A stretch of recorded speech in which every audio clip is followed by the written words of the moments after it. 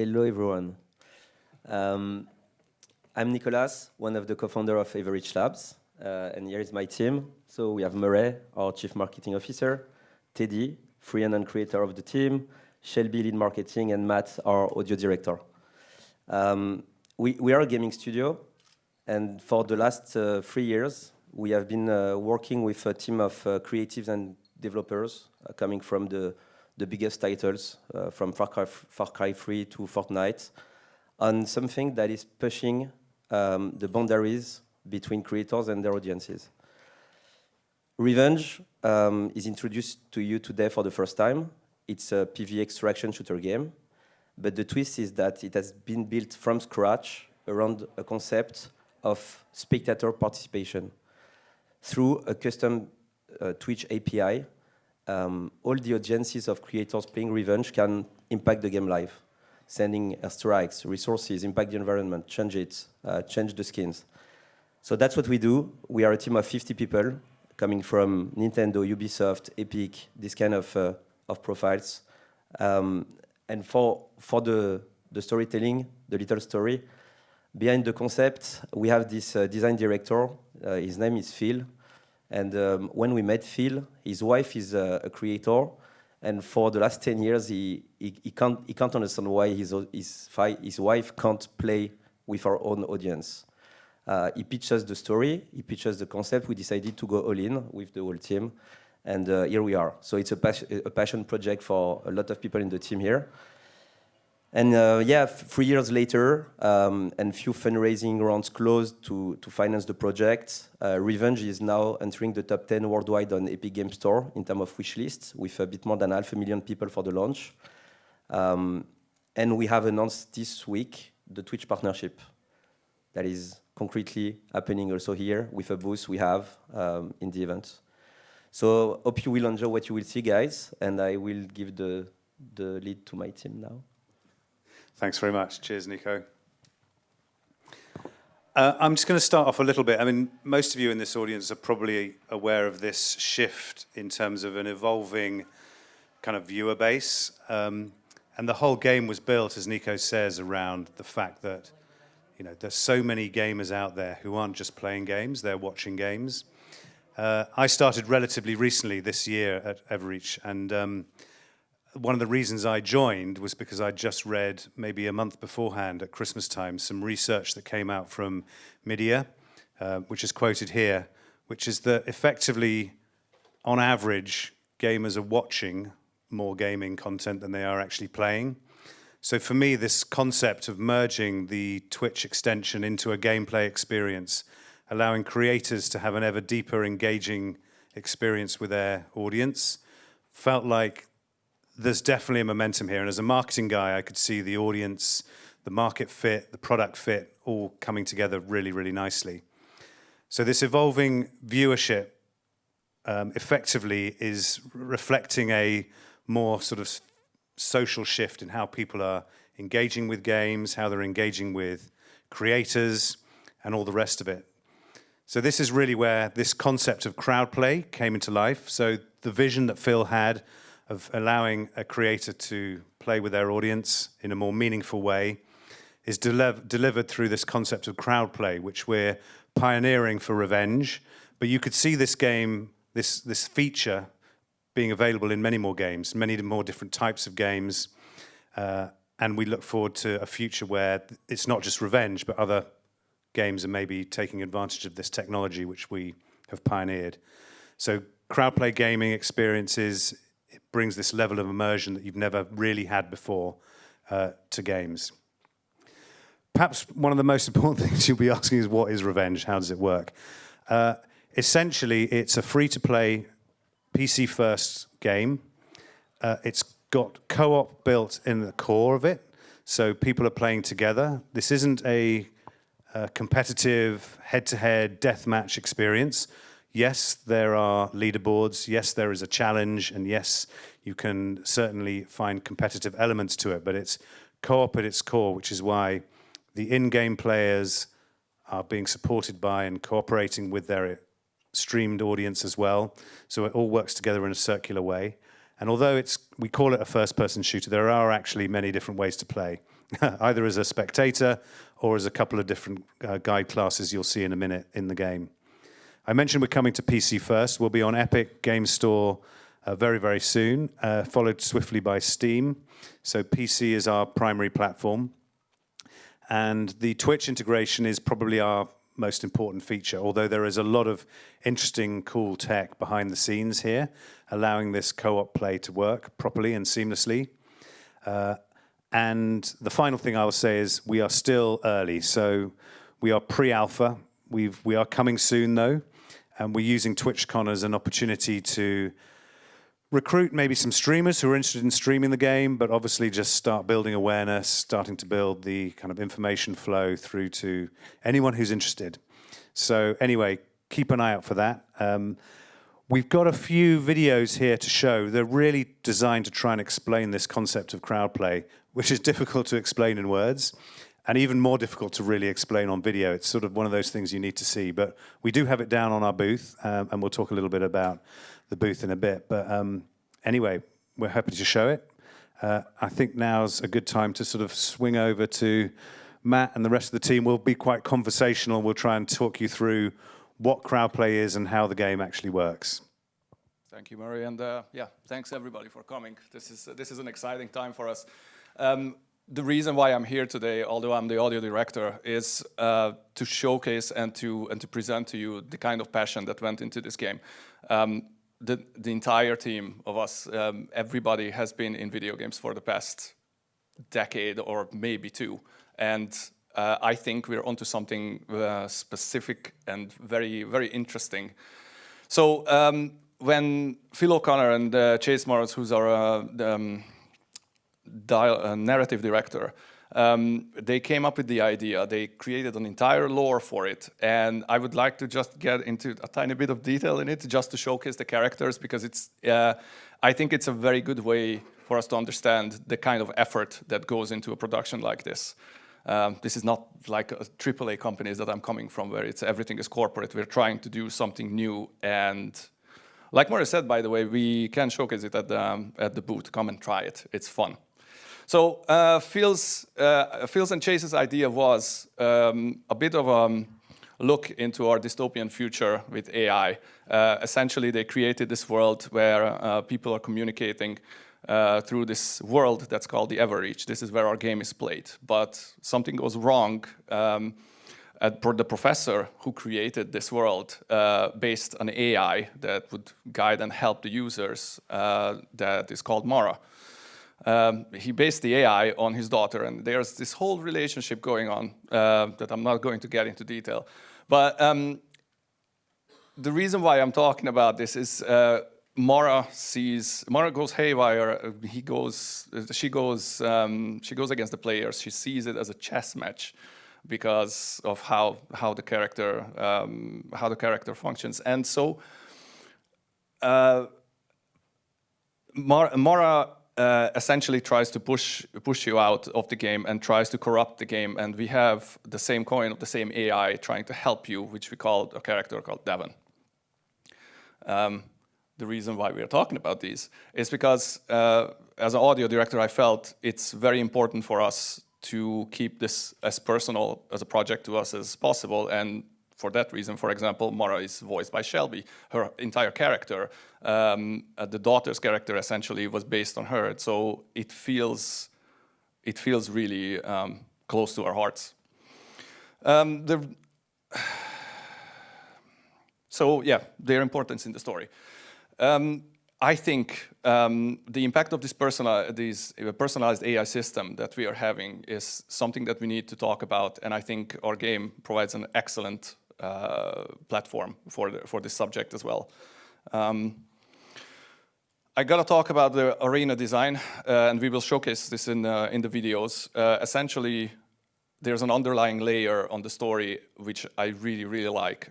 Chase and Phil got this idea that we should have Greek mythology in it, and for the raiders, it is like a labyrinth. Like walking around the labyrinth of Minotaur, you're Theseus when you're a raider, and you're Ariadne, who is trying to help the player. to get out of the maze. This is the whole concept of the game.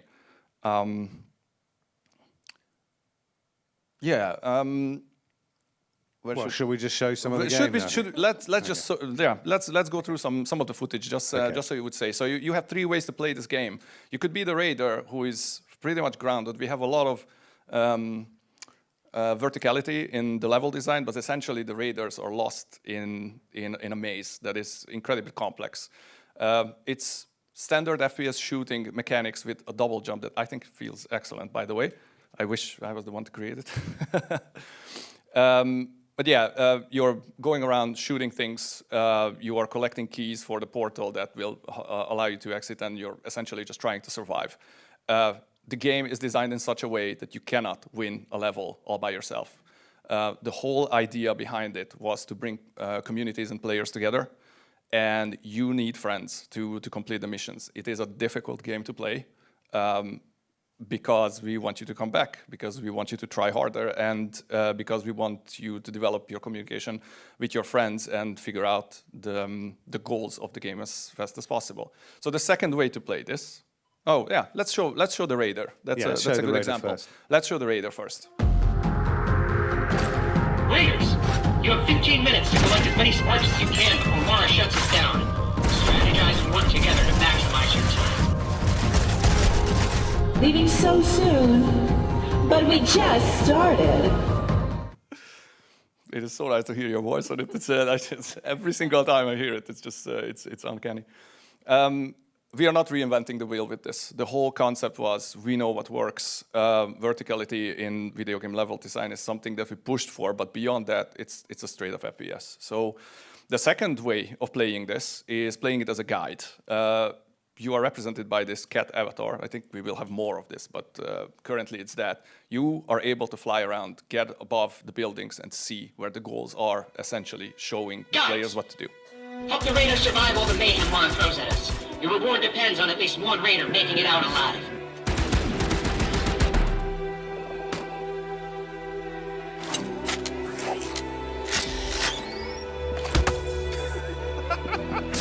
So you can see here, for example, the guide opens up passageways which might be impossible for the raider to get through. Here, putting down beacons, allowing them to see sort of points of interest, get to important objectives. In this instance, I think dropping some health down for them. So it's a much more kind of relaxed experience than the shooter experience, but nonetheless equally valuable. It is very important for the guides to be there. Without the guide, you cannot complete the game. The guides are able also to activate some game changers that is bringing us to our third way of playing it, which is through the Twitch stream. You can boost these decisions, these votes, so the guide is opening you a door to do something, and then you can vote on what will happen. Now, the original design idea behind this was that we would like to bring players together so there's no effective negativity that you can express in the game, and that is by design because we don't want it to be toxic. But I am pushing hard for us to get some trolling in it that would, I don't know, change out all the sounds into like a cappella sounds for 15 seconds, or just apply a chicken hat on your on your least favorite Twitch streamer. Let's see what that looks like from the Oracle's perspective. So bear in mind, what you were trying to demonstrate here is what you would actually see, not in-game, but as a viewer, someone sitting at home in front of their PC or on their mobile, watching a stream from your favorite streamer.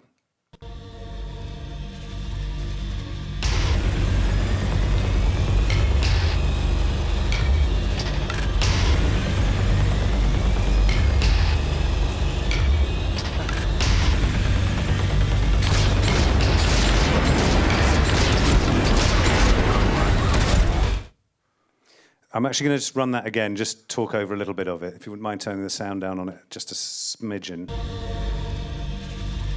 So on the left-hand side, and we'll go through a bit more detail on this, you'll see a user interface pop up. That allows you to select and the game changes you want to be boosting. You'll see the Twitch stream and the chat is all happening on the right. Here, a game change has been activated, and because of the boost and all the interaction you're having with your audience, that's then amplifying this on screen in real time in the game.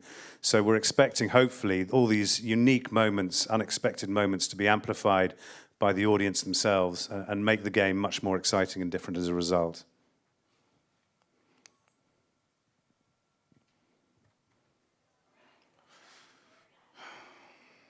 Where are we in this? Yes.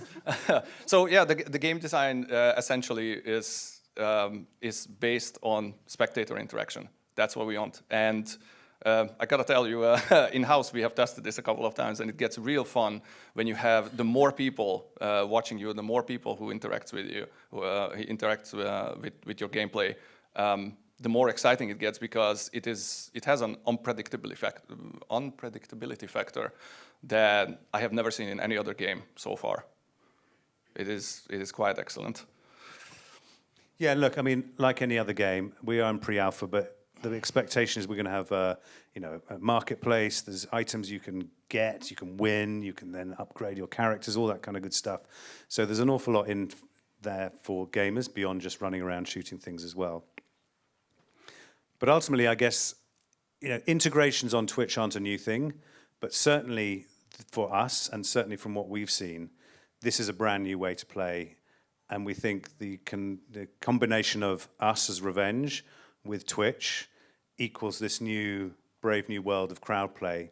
And we're hoping very much to be the pioneers of something new and exciting in this whole space. So look, we're going to go on a bit more into some of the game changes, show a bit more of the detail on this. I'll hand that to Shelby. Thank you. Yep, so when it comes to game changers, again, a lot of us are very passionate when it comes to just supporting streamers and creators, and a lot of us, including myself, used to stream or still do stream and do many things like that. So we're actively, I want to put this out there, we're actively collecting feedback on what kind of abilities you guys would like. So just throwing that out there right now, but here are some examples. So talking about the amplification, right, we touched on that, where if the guide, asks for assistance or calls for help or asks for this amplification of an ability, they can do that. There are two layers to this. There's the one amplification layer, and then there's two, the oracles would actually be able to trigger their own different kinds of events, such as like changing color of bullets or changing the sound effects of things, or maybe changing the environment or the map. But essentially what we have here is we have Make It Rain as an example, where normally you would be able to drop like one health pack to somebody on your team to assist them. When that ability gets amplified, we're calling it energizing. So it's not necessarily a voting system, it's an energizing system, because essentially engagement is energy. And so what we're doing is we're contributing to this loop of energy. This kind of feeds into the game loop itself, where it's not dopaminergic based, it's it's based off of oxytocin, which is that sense of togetherness. Something that really caught my attention with Phil was when he was talking about the game design, he was talking that he wanted the game to feel like a big hug from the community every single time you played. So when these abilities get energized, for example, they can like drop it down and like, look, there's like a ridiculous amount of like health on the map right there. So it's kind of funny too at times when you're like, okay, like, bro, I didn't need that much health, but thanks, man. Like, but yeah, so we have that one. That's an example of what we have right now, where you can do something a little more of a support element there.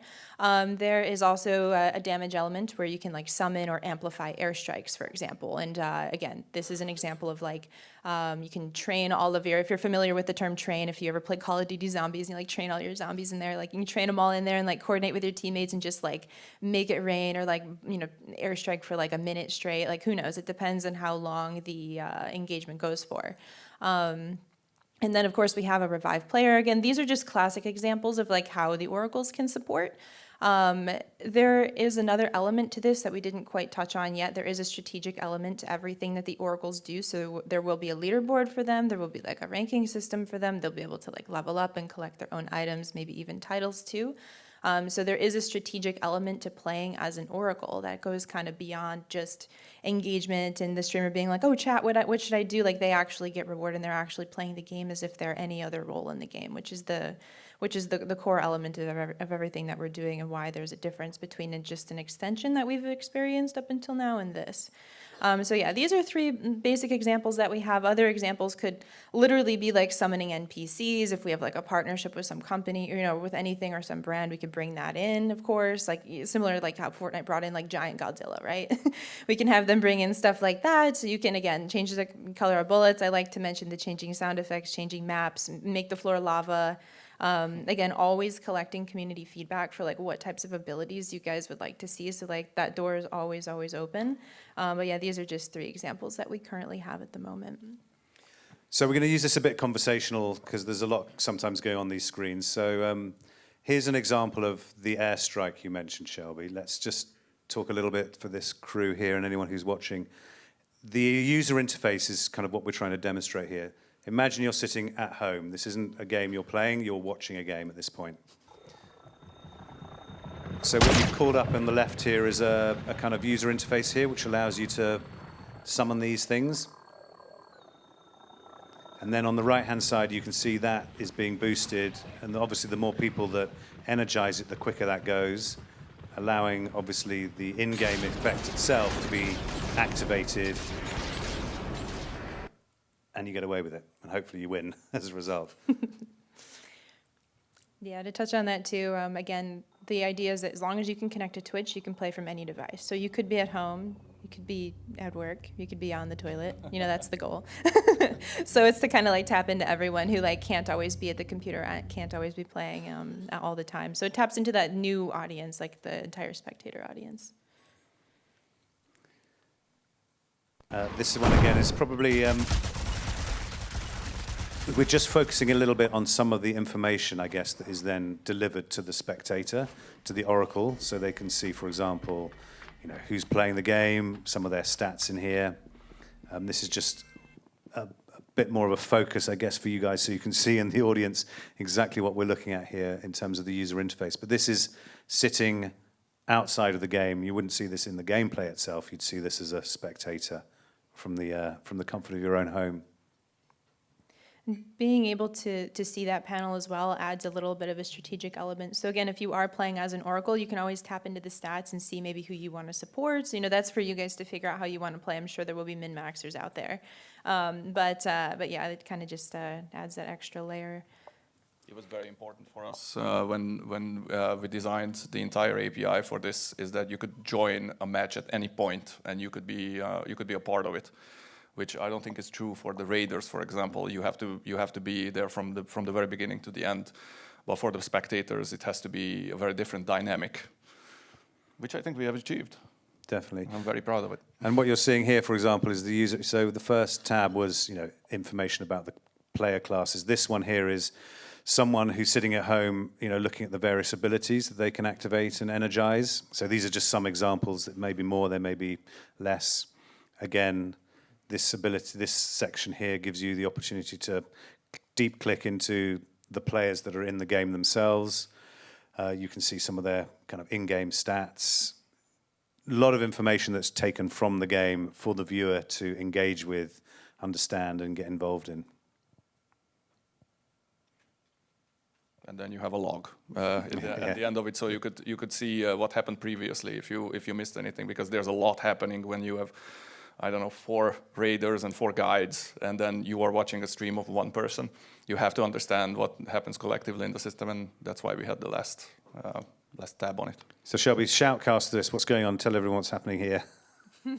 Yep, so essentially in this match, what you're seeing is a game changer get activated.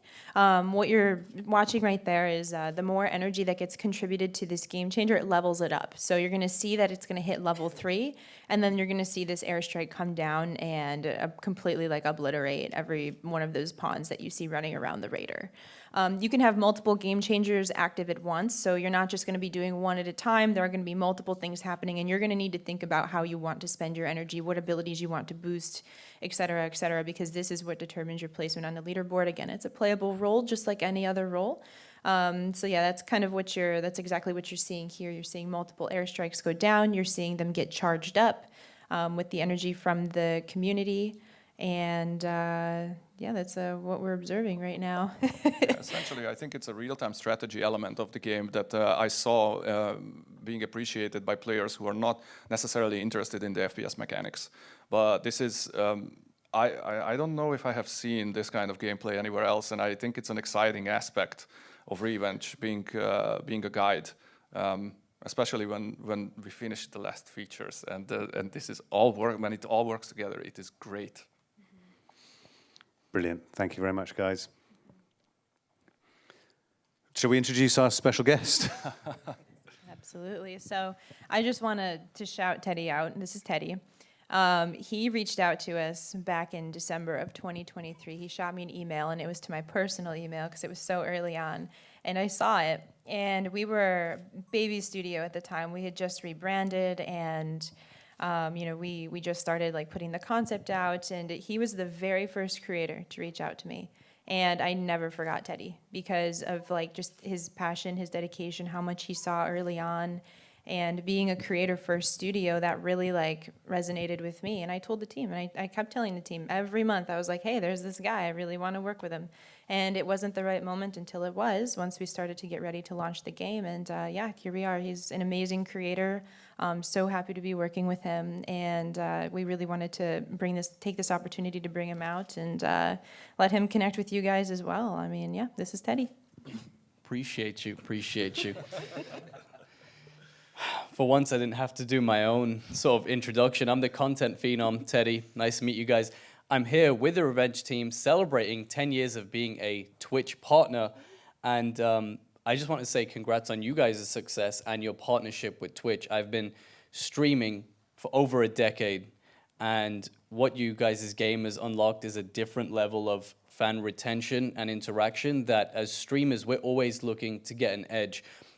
Whether we're competing with other streamers or whether we're trying to make our gameplay or content the best, having development studios, having publishers, and having game devs find solutions for creators is actually quite difficult, especially where we're at right now in gaming. It's more so, can we get a gameplay and gameplay loop that's addictive, but also now including the viewers and getting these extra layers of engagement is something that helps the creators so much. Like, as a content creator, what do you want from games? You want codes for games, you want early access to games, but being able to get that next level of engagement and to actually help with your job, being able to get your fans and your community engaged. One of the things that Murray mentioned was not everyone likes FPS. Not everyone is always active in the chat, or not everyone wants to, watch a certain game. But the cool thing about this game that I noticed from my first time ever playing it, which it's playable right now at TwitchCon at the booth. They're also giving away a PS5 to one lucky player. So shout out to the Revenge team for that giveaway. But the fact that the viewers can tap in and make a difference to the game, whether it's a positive difference or a negative difference as well. I know there's a few things coming up with that. Is huge. Streaming really does drain you, and sometimes even the game frustrates you.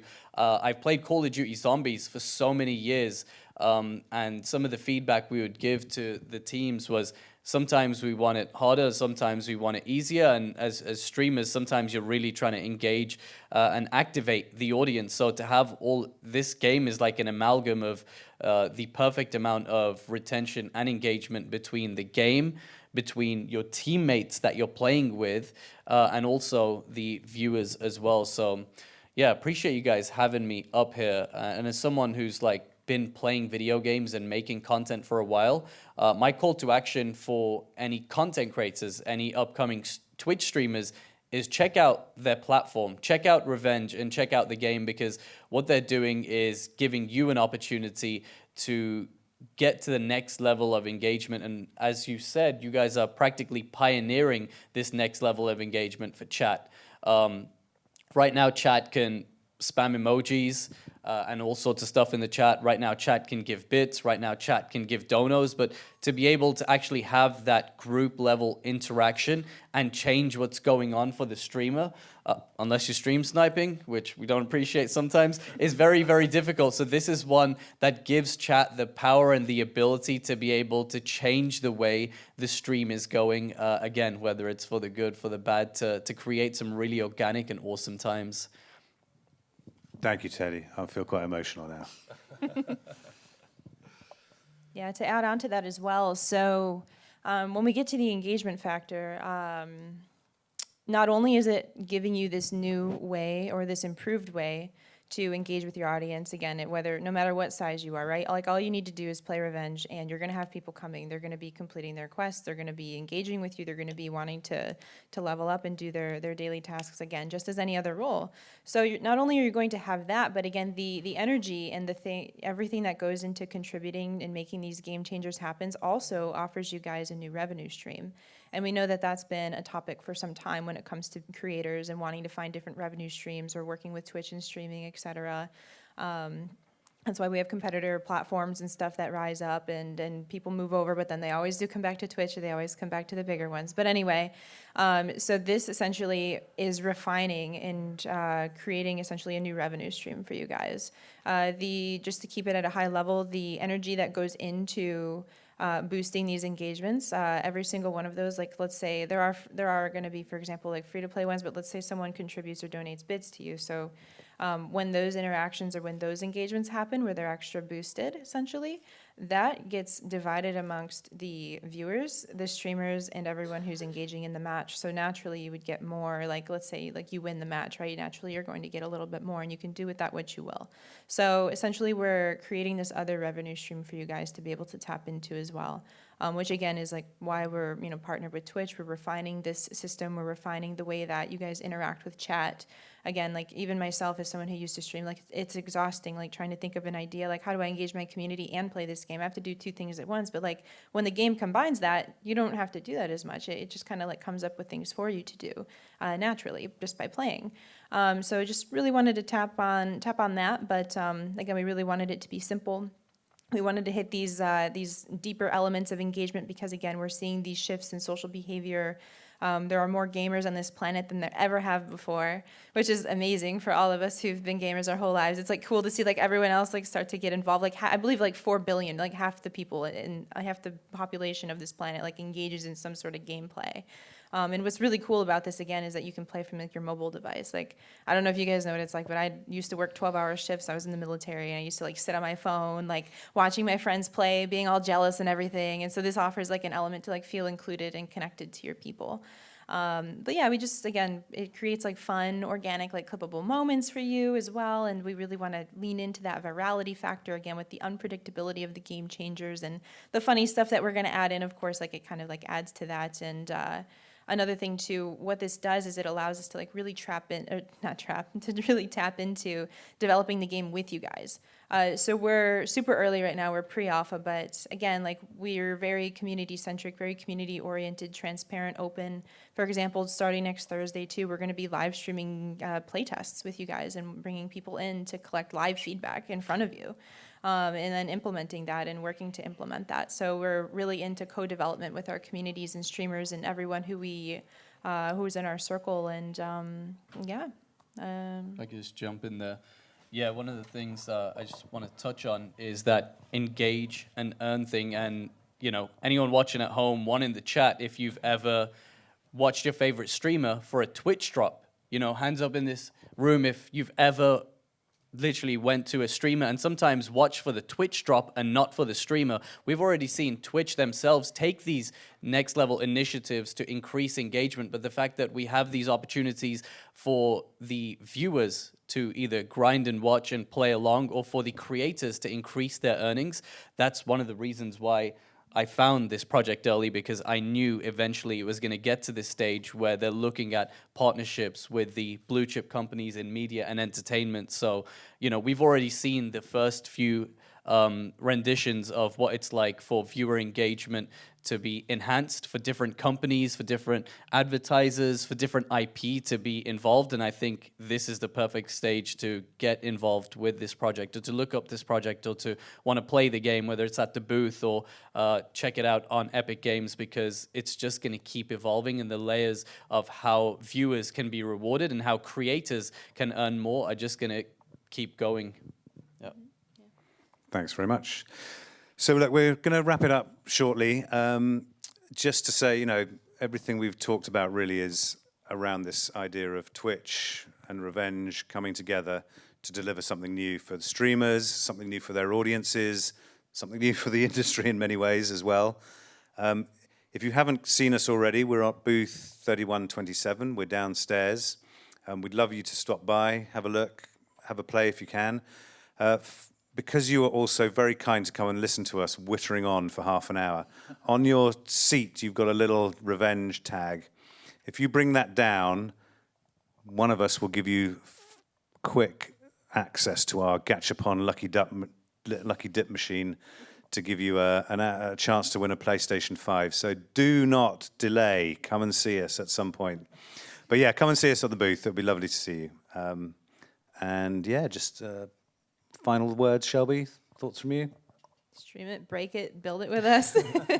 No, yeah, again, if you're looking to get involved, we would love to, whether you're a creator, whether you're just involved or just interested in helping build a game, we have this QR code to submit your email, etc. But again, we're very inclusive. We want to hear that feedback. We want to build with you guys. This is ultimately a product, or not a product, but it's a game for you guys, the people, the viewers, the streamers, and we want to build that together with you. We have a very open door policy here, so we try to hear as many people as we possibly can. I'm everywhere, socials, Discord, etc. We have our community team as well, who are amazing, and they're on top of everything. So again, we're going to be doing live playtest streams every Thursday. Usually we do it around like 10 a.m. Eastern, but those come out in announcements. But yeah, live playtest every Thursday, streamed to Twitch, streamed to Twitter, streamed to TikTok, where we collect live feedback and play with people from our community. We also have just like events that happen, normally in like the Discord. We have lots of other community initiatives that we set forth to do while we're still in this development phase, because again, we're building it live. We're not necessarily just like keeping the door closed and like keeping you guys waiting for a release date, but like we're doing it with you guys. So yeah, would love for you guys to like come in, join. We're definitely looking for some new creators to work with as well, of any size. It doesn't matter if you're following or your viewers, nothing. Thank you. Thank you, Shelby. And thanks everyone for joining. So that is it. Thank you very much indeed for your time. We'll see you downstairs.